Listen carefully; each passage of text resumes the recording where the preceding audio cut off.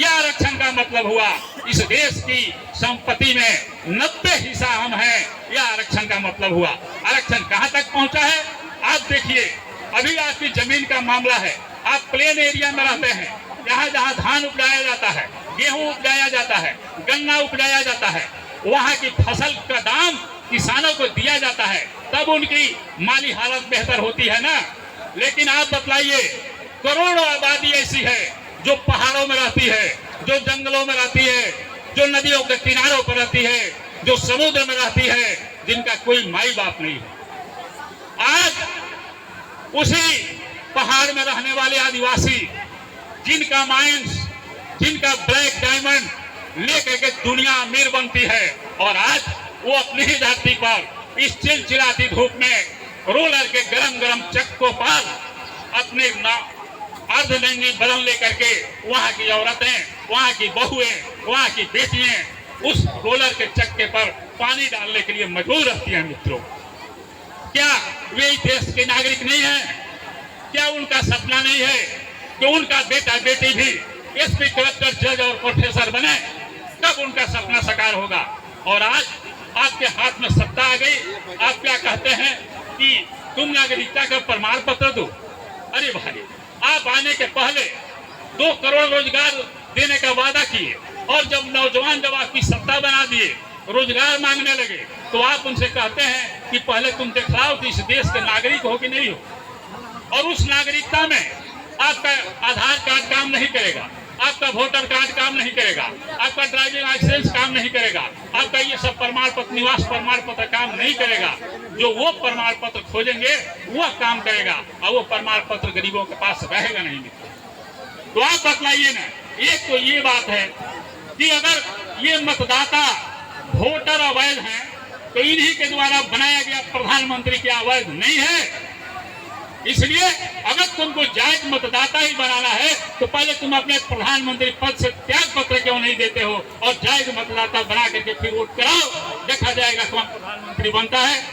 तो वैसे मायावी लोगों के हाथों में सत्ता चली गई है। मित्रों, इन तमाम बातों को सोचना है। दूसरी बात हम कहना चाहते हैं कि जो एक करोड़ों आबादी है, जो नहीं जानता है कि बीपीएल का नाम क्या है, जो नहीं जानता है नागरिकता किस चीज का नाम है, आखिर उसको नागरिक बनाना, उसको वोटर बनाना, उसको प्रमाण पत्र देना, उसको पहाड़ नदी जमीन का मालिकाना हक देना, ये किसका काम है? ये सरकार का काम नहीं है, तो ये बिना पढ़े लिखे निरीह लोगों का काम है क्या? तो आप उल्टे उनको नागरिक नहीं बना रहे हैं, वहां का मालिकाना हक नहीं दे रहे हैं, संपत्ति का मालिक नहीं बना रहे हैं, और उनसे नागरिकता इसलिए मांग रहे हैं कि ये हजारों एकड़ में फैले भूभाग को खाली करा ले, और अपने इष्ट मित्र मित्रों को लीज पर जमीन दे दे, उनको व्यवसाय और उनको कारखाना खोलने के लिए। मित्रों, इसलिए आप तमाम लोगों को, जो बुद्धिजीवी लोग हैं, इस पर गंभीरता पूर्वक सोचना पड़ेगा।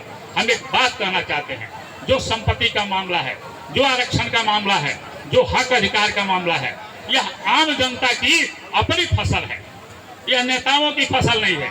एक तो हम नेताओं को कोसना नहीं चाहते हैं, इसलिए कि जो आज की तारीख में SC, ST, OBC के नेता हैं, देश के पैमाने पर आप महाराष्ट्र से उठा करके आसाम तक देख लीजिए, आज वो आपके हक के लिए लड़ने में सक्षम नहीं है। दूसरी बात कि आप उनसे उम्मीद क्यों कर रहे हैं? आपको ये सोचना पड़ेगा, आपको उनको भी ताकत देना पड़ेगा। अरे भाई, वो तो एक तरफ शपथ ग्रहण कर रहे हैं, तो दूसरी तरफ उनके घर पर छापेमारी होने लगती है। तो इतने कमजोर हैं। इसलिए आप जब जगिएगा और करोड़ करोड़ जनता जब सड़कों पर आएगी, तो किसके घर में छापेमारी करेगा, कितना जेल में बंद करेगा? देख लिया है जुल्म कितना बाजुए कातिल में है, सरफरोशी की तमाना अब हमारे दिल में है। मित्रों, इन बातों के साथ, इन जज्बातों के साथ आपको उतरना पड़ेगा, और उस समय आपको लगेगा ये फसल जो संपत्ति की फसल है, ये नेताओं की नहीं है। नेताओं की फसल उनका आरक्षण है, तो वो आरक्षण तो बंद होने नहीं जा रहा है, बंद तो आपका हक अधिकार हो रहा है। तो आपका हक अधिकार ये है, तो हम कितने नासमझ हैं। आप अपनी फसल उगाते हैं, उसकी सिंचाई, बुनाई, गुड़ाई आप करते हैं, उसको रखवाली आप करते हैं, तब वो फसल आपके घर में आती है। और ये आरक्षण की जो फसल है, संपत्ति की जो फसल है, आप इसकी निगरानी के लिए दूसरे के भरोसे बैठे हुए हैं।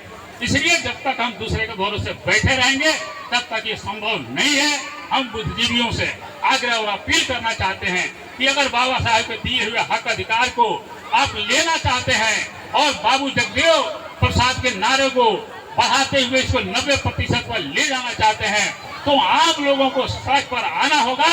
और जब आम लोग सड़क पर आएंगे तो ये लूटने वाले जाएंगे और हक लेने वालों की सत्ता आएगी मित्रों, और तभी जाकर के आपके सपने साकार होंगे। मैं आप लोगों का ज्यादा वक्त नहीं लेना चाहता हूँ। इन्हीं शब्दों के साथ आप तमाम लोगों को एक बार पुनः हार्दिक अभिनंदन करते हुए अपनी बारी को विराम देना चाहता हूँ। जय हिंद, जय भारत। धन्यवाद सर।